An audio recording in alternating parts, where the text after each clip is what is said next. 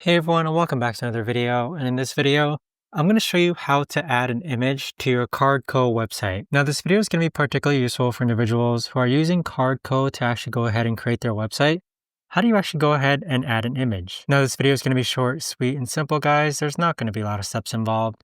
So here we have an example of a website that I went ahead and created. Now, in order to add an image, you're going to click on this plus button with where it says element, and then click on image. Now an image should pop up. So if you click on image, for example, this one right here, you could actually go ahead and edit this image by changing the actual image view.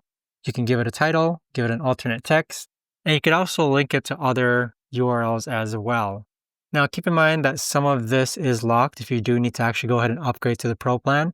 But there you have it. But that right there, guys, is the best and easiest way that I know of to actually go ahead and add an image to your Card.co website. If you guys know of a better or easier way to actually do this, let me know in the comments down below. I would love to know. Thanks so much for watching, everyone, and I'll see you guys all in the next video.